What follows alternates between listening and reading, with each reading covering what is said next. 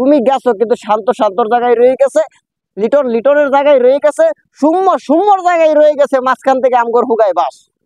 আমার মনে কোনো দুঃখ নাই, কোনো কষ্ট নাই, শুধু একটা আফসোস, এত বছর পরে, এত বছর ক্রিকেট খেলার পরেও মোরা কি করি, মোরা আমেরিকার কাছে হাইরা যাই। তাও কোন আমেরিকা?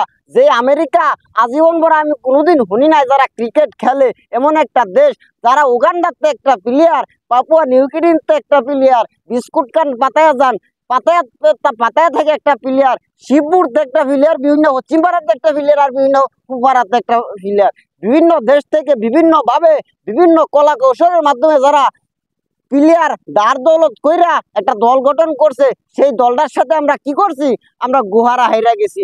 এটা আসলে দুঃখেরও কথা না, কষ্টেরও কথা না, এটা আসলে আফসোসের কথা যে আমরা এত বছর ক্রিকেট খেলা করলাম না কি বাজান। আরে শান্ত শান্ত, আমরা তো তুমি শান্ত রাখছো, কিন্তু আমগরে তো তুমি শান্ত শান্ত করে থাকতে দিতে আসো না। তুমি যা করতে আসো, তুমি তো নাম শান্ত রাখলে কি হবে, তুমি তো আমগরে অশান্তর মধ্যে ফালায় রাখছো সব সময়। এটা কি, এই কামটা কি তোমার ঠিক? হ্যাঁ, তুমি সাক্ষাৎকারে কি বললা, তোমরা ভালো খেলতে পারো না কে বাবা? পাপন সাহেবে কি তোমার টাকা পয়সা দেয় না, বাট্টাত খাওয়ায় না, শরীরে কি শক্তি নাই? ব্যাটিং করতে পারো না কেন? তোমরা পারবা না কেন? হ্যাঁ, আমারে বুঝাও, তোমরা কেন পারবা না? না পারার তো কোনো কারণ দেখি না বাবা লিটন। আর কত, আর কত বাবা, আর কত? ক্রিকেটটারে হুন মারতে মারতে এত গাছের আগায় উড়ে এলাইছে যে আমি গাছের আগায় উঠে বেরিয়েছি, গাছের আগায় তো ক্রিকেটটারে উড়ে এলাইছো। আর কত মারবা?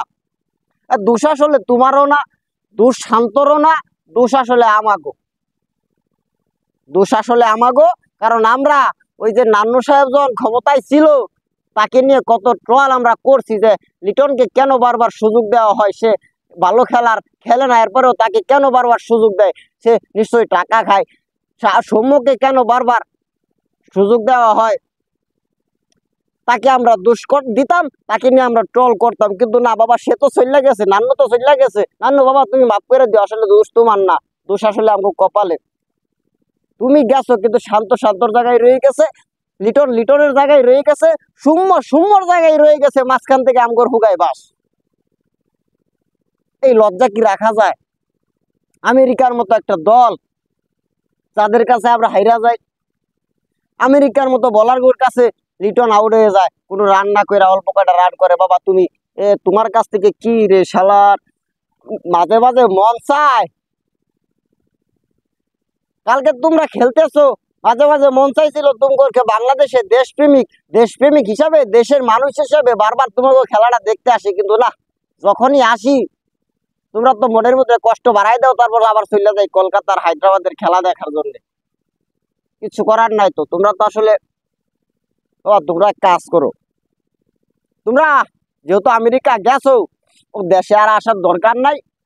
যেভাবে হোক তোমরা আমেরিকা যাইতে পারছো, ওইখানে মনে করো যে লাইফ তোমরা সেটেল করে ফেলাও, ইউরো কামাও, ডলার কামাও, দেশে আর আসার দরকার নাই।